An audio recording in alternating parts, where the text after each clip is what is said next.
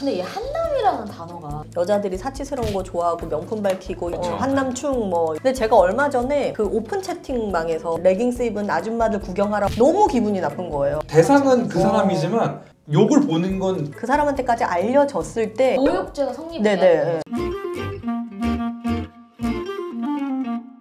두 번째 사연은 제가 읽도록 하겠습니다. 네.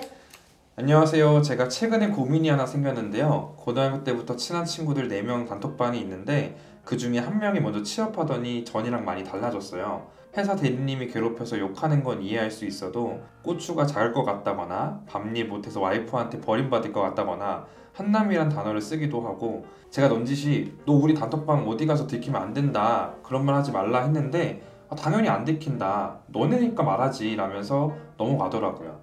이런 말들을 못하게 할 수 있는 방법은 없을까요?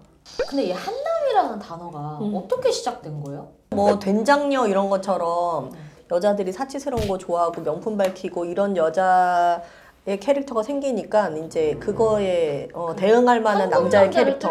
그쵸. 한남충 뭐 이렇게. 저는 어려운 건 친구라서 어려운 것 같아요. 맞아요. 그러니까 바로 손절치기가 좀 어렵고. 고등학교 때부터 친하잖아. 네. 근데 제가 얼마 전에 그 오픈 채팅방에서 그 러닝 하는 사람들이 오픈 채팅방이었거든요. 근데 거기는 사실 관계가 이어지지는 않잖아요. 다 모르는 사람이었고. 근데 거기서 어떤 사람이 이런 얘기를 했어요. 좀 이따가 헬스장 갈 건데 엉덩이 자랑하는 레깅스 입은 아줌마들 구경하러 가야지 라고 쓴 사람이 있었어요. 1200명이 있는 방에서 그거를 아무렇지도 않게 올리는 그 수준 너무 기분이 나쁜 거예요. 저는 얘기를 그냥 했거든요. 그 사람한테. 말 좀 조심하셔야 될 것 같다고 이렇게 얘기를 했어요. 제 글에 공감 표시를 사람들이 되게 많이 눌러주는 거예요. 그러니까 그거를 보면서 이게 사람들이 사실 나서서 얘기를 못하는 거지. 불쾌함을 느끼는 사람들 되게 많고 조금 더 용기 내서 불편하다고 얘기하는 사람은 있어야 될 것 같아요. 이 친구가 이런 말을 쓰는 거를 자기도 인지 못하고 있을 것 같다는 생각이 들어서 오히려 그런 걸 얘기를 해주는 게 그 친구한테 좋은 게 아닌가. 친구를 위해서. 저희 아빠가 차 안에서 욕을 좀 많이 하세요. 우리 아빠도. 네. 차는 그런 공간 아닌가요?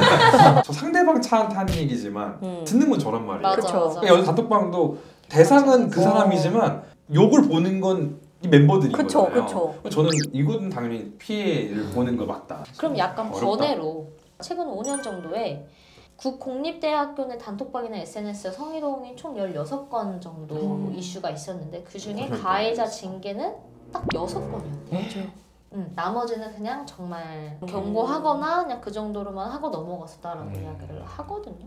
그러니까 제3자를 성희롱을 했고 그 안에 당사자가 없어서 그걸 성범죄로 처벌할 수가 없대요. 근데 이제 단톡방에 일어난 대화가 이게 만약에 뭐 유출이 되거나 이게 공유가 돼서 그 사람한테까지 알려졌을 때 그때는 할 수 있다고 하더라고요. 모욕죄가 성립돼야 되는 거죠. 우리만 얘기하고 우리만 몰래 얘기하니까 아무도 만약에 그거에 대해서 뭔가 뭐 경각심을 느끼지 못한다면은 계속 하는 거고 들키지 않는 거고. 근데 그럼에도 불구하고 조금 이제 더 속상한 건 그 단톡방 내용들을 살펴보면 이 대화가 절대 노출이 되면 안 된다는 것도 알고 본인들이 이게 잘못되었다라는 것도 알고 있고 자신들에게 어떤 영향을 미치지를 알고 있음에도 불구하고 그 정도로의 심각성도 느끼지 않으니까 한다는 거잖아요. 그 고대 단톡방 사건에서도 그게 그 피해자 여자분이랑 정말 의인남매처럼 엄청나게 친하게 지내는 친구들이 그 여자를 대상으로 했던 성적 농담 이런 게 다 알려졌는데 그 알려진 이유가 그 남자 친구들 중에서 한 명이 그거를 이제 제보를 해서 그러니까 그 남자는 그냥 그거를 흘려가게 주시하지 않았던 거죠. 어쨌든 이런 거를 가볍게 얘기하는 것은 남을 욕보이는 게 아니라 사실은 나를 욕보이는 거라고 생각을 항상 합니다. 그러니까 이런 경우가 생각보다 그거 엄청 많죠. 되게 흔해요. 비일비재해요. 그러니까 좀 안 했으면 좋겠어요.